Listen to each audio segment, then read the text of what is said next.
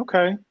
So tell me a little bit about the research, the steps to making sure that everything I'm doing I can do. Hmm. I won't have any problems in the long run. Because I meet a lot of people, and the first thing is, "Oh, you have a company. How'd you do it?" And you start telling them the steps, and it almost turns them off because they were like, "I just thought I could start a company." Right. You know what I mean? But not legally and not for Right. tax purposes. Right. Taxes just went out, so Right. trust me. Please, Right. like, tell them Trust me. Yeah, I've been there with those taxes. They ain't because fun. number one, you ain't lying. But number one, you just told me you went to school. Yes. I tell people that all the time. Uh, Go to school, or you can do the online learning Right. certificate programs and Get things like that. certifications. Right. Yeah. Yes. I mean, the point is to be knowledgeable in what you're delivering. Um, people laugh at the fact YouTube University, but the fact is Yes. that you can actually get real true certifications through YouTube. And it's really a point as, did you study? Do you take your craft serious? Did someone legally test you on it? I mean, if you can meet those basic criterias, then you are legitimately on your way. Hmm. And for myself, it's like I wanted to go to school because I always felt that if I don't have that piece of paper, nobody knows I really finished it, you know?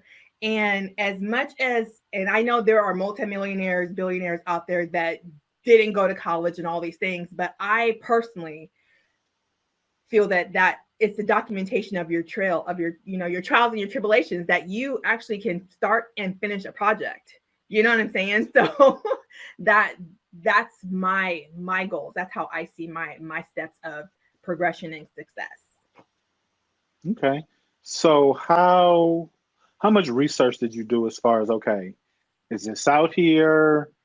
How did you research how to find your niche? You know, I because I started in like the spa industry, like trying to make friends and figure out what ladies were doing. My research actually was a physical research. I actually went to local spas and things of that nature to test services and see, why do these ladies spend these hundreds of dollars? I mean, religiously spending money at these places. What are they getting from this? And when I started to kind of test the waters and see what I liked, what I didn't like. It's like when I go to a spa, I really don't want to get a service from a lady. I mean, that I know that's crazy because I'm a female doing this, but I like the texture and the strength of a man's hands. I mean, those are the things I look for. And so, but in that, it's like, okay, well, if I do this, I mean, I'm a female, so like, what am I going to do? Excuse me, what am I going to do to make myself stand out in this? Well, Okay. that again comes with the practice, the hands-on, and the gifting of services so that people can try it out, so I can have an array of bodies that I have serviced. And it the more you know, I mean, knowledge is power. I mean, you can't take that. You can take all my licenses, all my certifications, but I still have it up here. You can't take this. You know what I'm Hmm. saying? So it's like, if you um, guard yourself, whether it is getting started with your education or making sure that your business is legit in the eyes of IRS and all those things.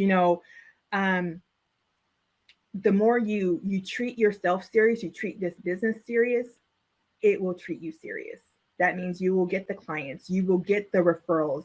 I mean, because that's like the basis of most customer service oriented businesses is word of mouth. And if people aren't talking about you, you're not important.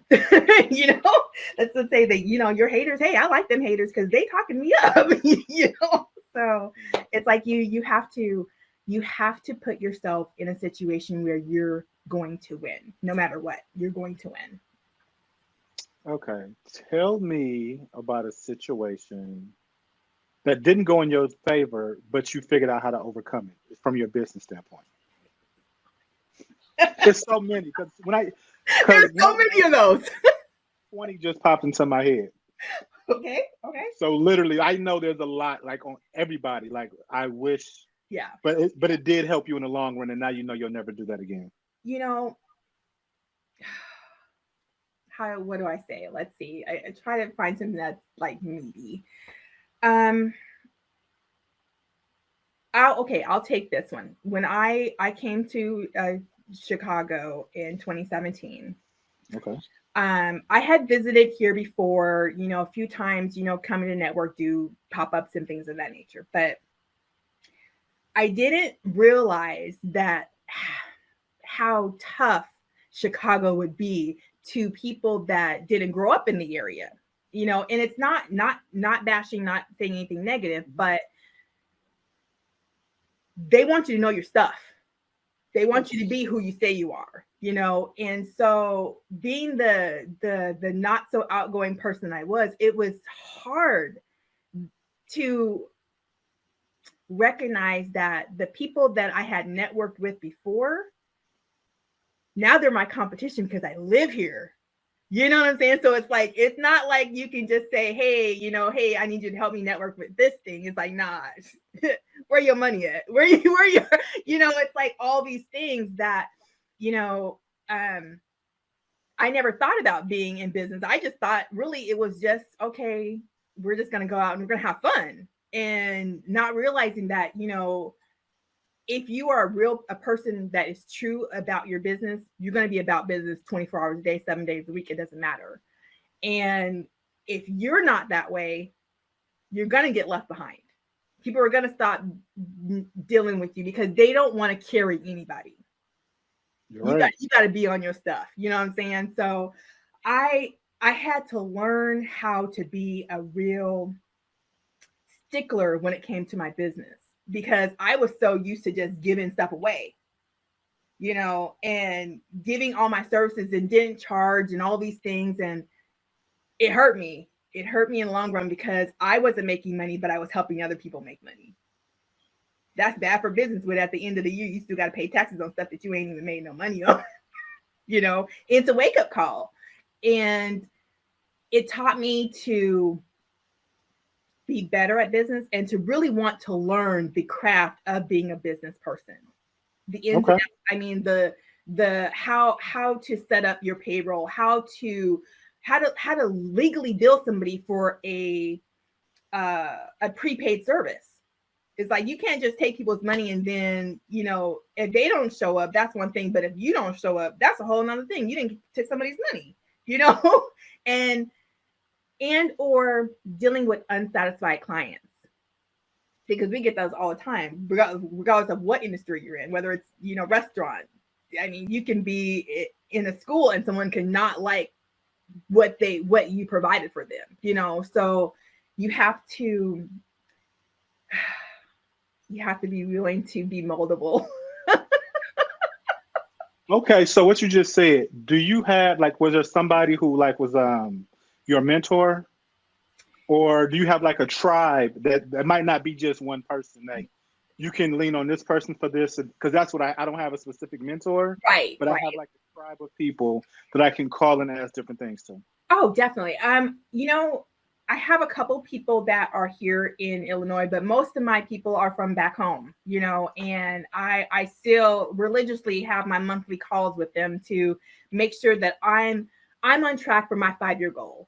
It's like my accountability partners, you know what I'm saying? So they don't hold my feet to the fire unless I ask them to hold my feet to the fire on something, but now if I ask them, so I can't get mad because they hold me to it. You know what I'm saying? So,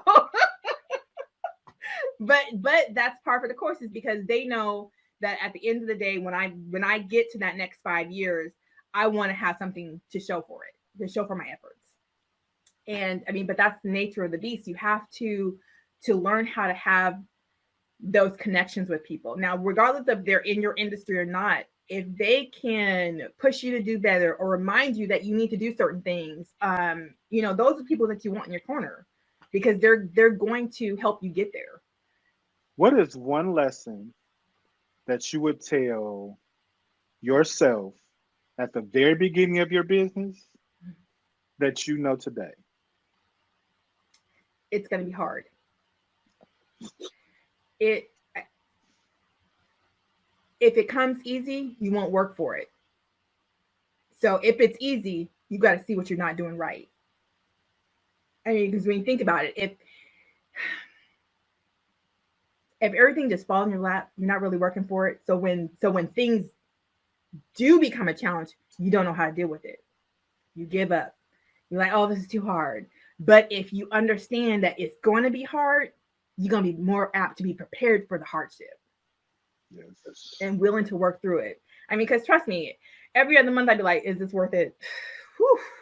Is this worth it? Well, man, you know, I mean, because I don't do this full time. My goal, my 5-year goal is to do this full time, you know, and to be fully self-employed, you know, full time. And, but right now I'm like, dang, I gotta go clock in for the man still, you know what I'm saying? So it's like, I still gotta go to this job that I don't want to be at, but this job is helping me get this business going, you know?